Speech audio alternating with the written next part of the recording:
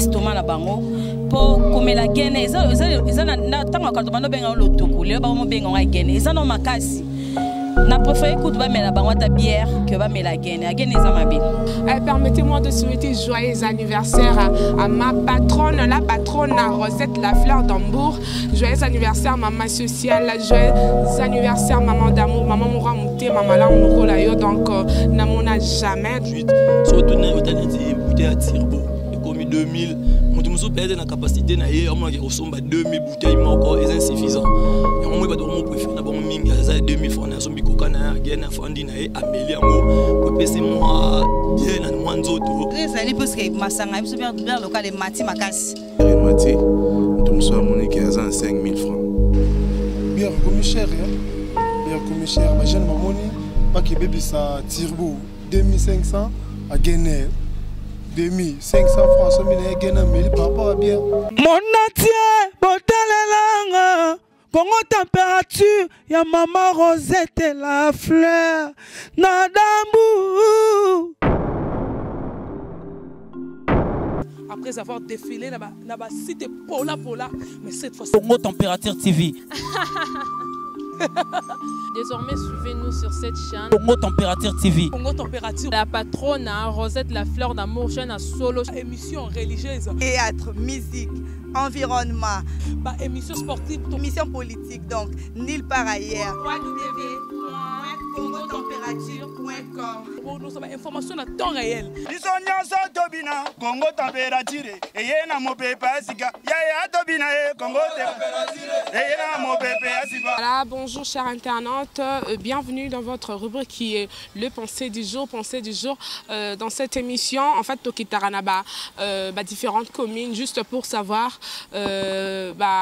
actualité plus les autres les camicolo. On a remarqué constat Nakatia commune à Bandalunga, à Toana Mabele, à Bandalunga, comme Batubalabaraming, Bandal c'est Paris.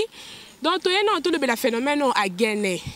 Bato bakomi plus komi pesa na gene bakomi plus komi pesa na gene par rapport à la bière locale. Deux fois au moins mutu suso nongai na melananga gene komi tina bana basi on a baki non le photo kita na mabele à Bandal babi Bandal c'est Paris à tozana Bandal Kimbondo juste pour savoir la cause. Toi bana nous pe hein propos ya batu au lieu. Alors, avant de commencer cette émission, permettez-moi de souhaiter joyeux anniversaire à ma patronne, la patronne à Rosette La Fleur d'Hambourg. Joyeux anniversaire, maman sociale, joyeux anniversaire, maman d'amour, maman moura mouté, maman là, mon donc, n'a jamais. Donc, joyeux anniversaire à la patronne de Congo Température. Chers internautes, abonnez-vous sur www.congotempérature.com. donc vous ne serez jamais dessus. Donc avec ta complicité Discorrect déjà to banda déjà ma caméra on dingue za la rapport na respect ba cher internet donc bon la moi lunettes donc si je n'habite chez Zali lelo bana poto toye bananu pourquoi ba jeune garçon ba jeune fille ba comment consommer plus à gagner to plus c'est où ta ba côté Équateur mingi bande ko na biso bangala basalela ngo misusu basenga ngo la ba facture misusu basenga ngo déjà au moins que mutenga bala ba komeli mais tout moni lelo na katia surtout na banda c'est Paris bana ba ko lingara à gagner au lieu de ba bière na biso local. On va savoir pourquoi la cause. Oh, ils ont bango bon mais on tous tamola malembe avec la complicité des Discorrect tous kota na ba parcelle photo kota na bangana to eba exactement la cause c'est quoi? Voilà, on se retrouve juste après. Bonjour. Bonjour.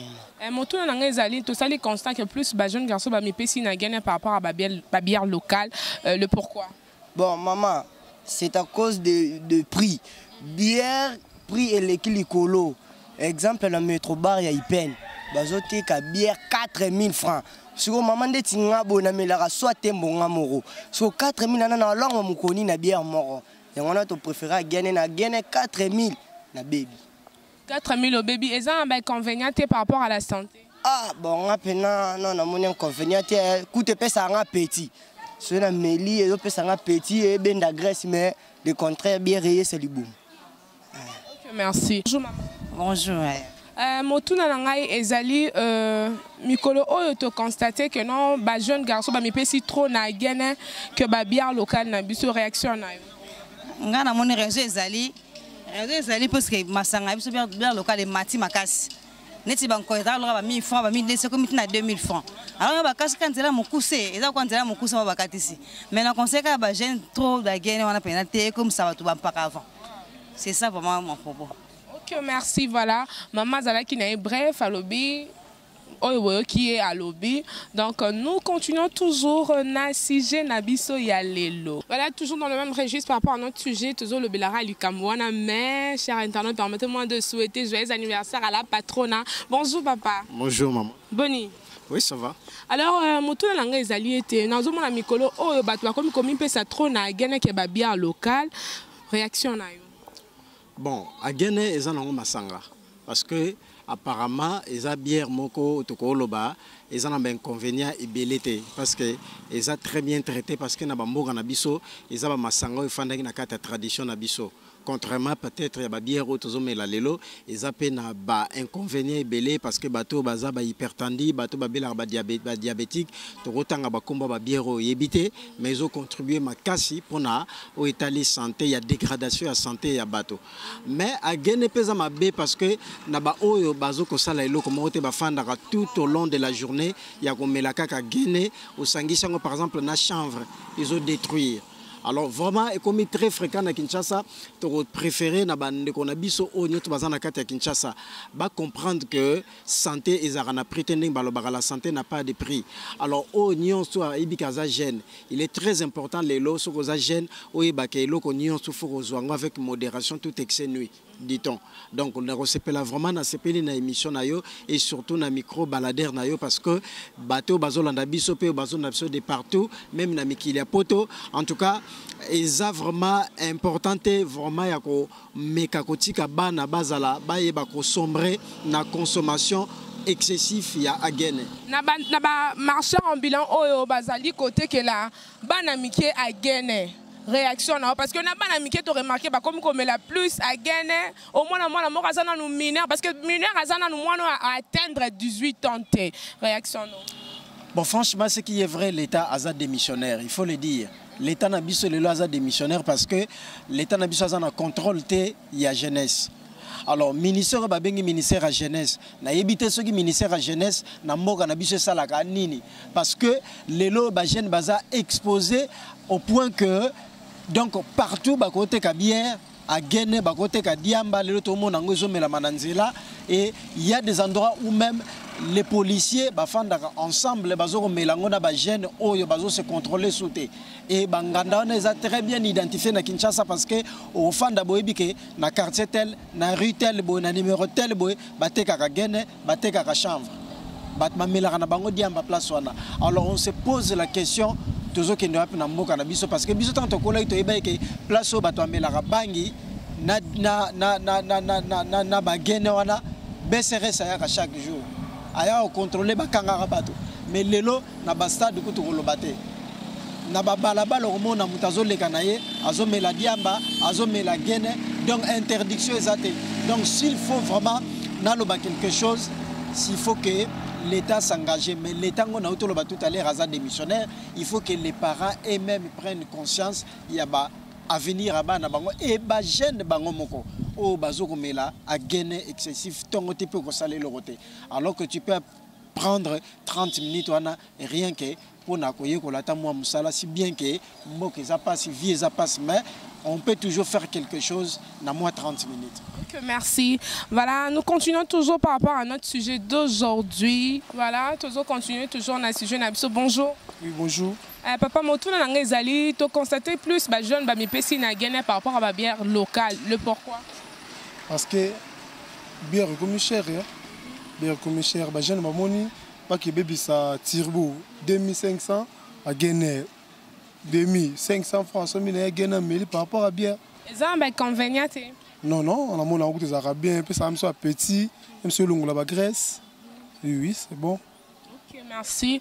Donc, si à point de vue Nabango. Là, nous continuons toujours na sujet na biso ya lelo pour savoir pourquoi mais la plus à gagner que bien na biso local. Tu es inconvénient, non? Est-ce qu'il y a un problème? Bonjour papa. Bonjour. Motu nanga ezali été. Pourquoi mais la plus à gagner que bière locale? Bon, par rapport à bière locale et la minute on est au 2018, surtout au talent de bouteilles à Tirbo. Et comme 2000, mon tout perdre la capacité na yé, on a 2000 bouteilles encore est insuffisant. Et on m'a dit préféré na bon ming ya 2000 francs na zombi coca na gena fandi na yé amélie ngo pour passer moi bien na moi nzoto. Misusu ba mela gena moi pour appétit. Misusu pe na ça appétit on a amela gena Alexis. Et quand tu peux quitter la nenga mabe ya ko ça trouble. Mais à part ça, la minute on a bière brine to bière locale automelaka et comme il est trop cher. Et on va vraiment préférer na bon on a drink moins cher mais trop rapide. Alors ils ont un inconvénient à gagner. Bon ils ont un inconvénient.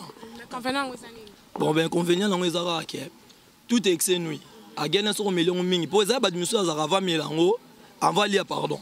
Il faut melango pour lire bien. Mais sur comment melango à l'excès et conduit sa restaurant. Du fait que conduit sa restaurant appétit qui maka. Au mélange na boule qui pour lire bien mais appétit qui me au sur liaté. En plus et condition pour moi kondaka et provoquer la maladie musuna katsanzoto. Mais il faut yebara ndeni au bando melango pour pèser au moins appétit ndenga bien et puis to éviter ba maladie mususu. Pondeka baloba que tout excès nuit. Ouais. Merci.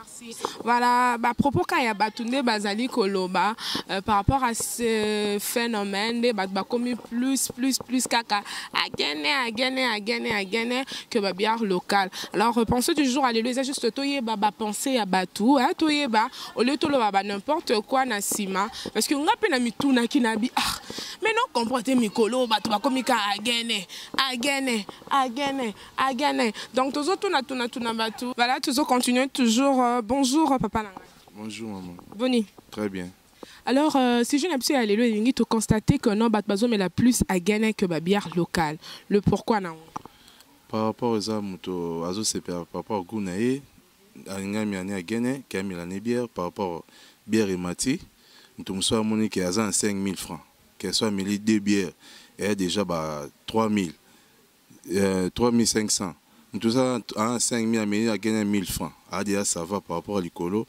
Donc aujourd'hui on beaucoup de commis. Mutazo kemba moi passer. Azo batene na rosa calcul. À gagner ça mutu awa meli, awa qui bien aller et puis ça petit et ça est donc normal quoi. Alors ils ont un inconvénient à gagner. Non même pas ça beaucoup. Ils ont beaucoup na o biso ba africain. Oto yeba gite ke to komo yeba nde ezali masanga ya bakoko bando melango kala mais biso to yaki ba mike to ndo yeba te mais tango siko mboka na biso komo kende na ndenge to komo melela ngo to komo ke za bien ke na oto yeba ite ke to komo mela masanga ezeki trop cher. Merci papa.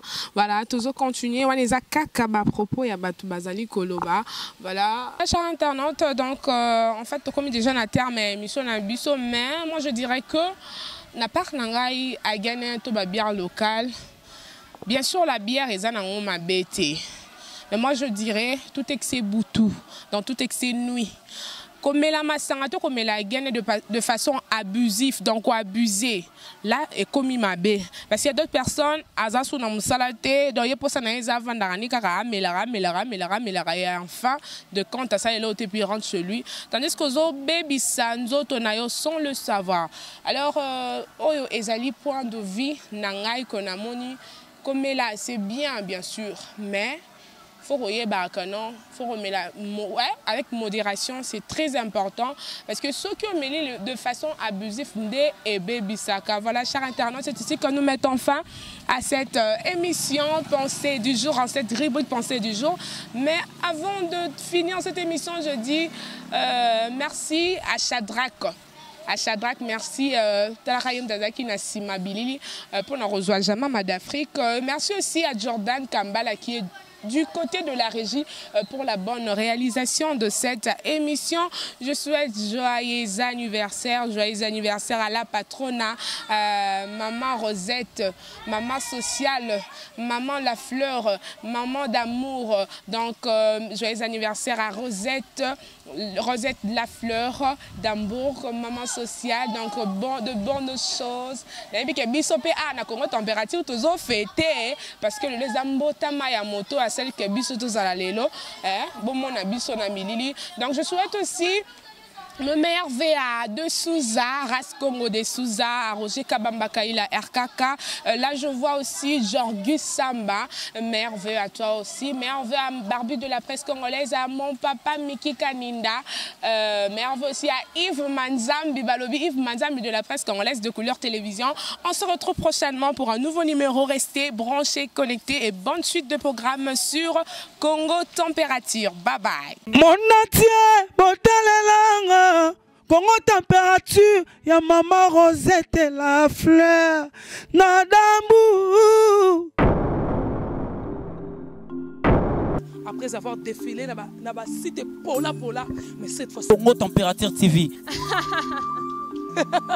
Désormais, suivez-nous sur cette chaîne. Congo Température TV. Congo Température. La patronne, Rosette la fleur d'amour, chaîne à solo. Émission religieuse. Théâtre, musique, environnement. Bah, émission sportive. Émission politique, donc nulle part ailleurs. www.congotempérature.com. Nous avons information à temps réel. Congo Température. Et y a mon pépé, Congo Température. Et y a mon pépé,